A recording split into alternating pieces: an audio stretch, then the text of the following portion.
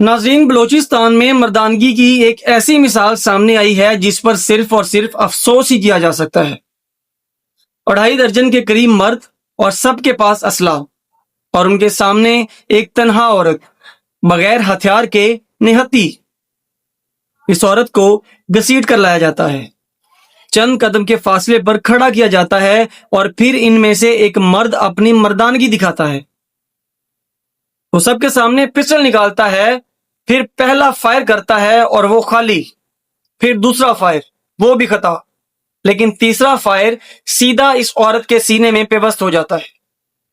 یہ عورت تھی جس کا نام کہیں شیتل اور کہیں بانو بتایا جا رہا ہے، جس کے بارے میں دعویٰ کیا جا رہا ہے کہ وہ قرآن پاک اپنے سینے سے لگائے ہوئے تھی۔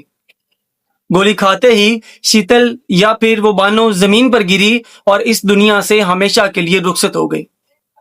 ناظرین،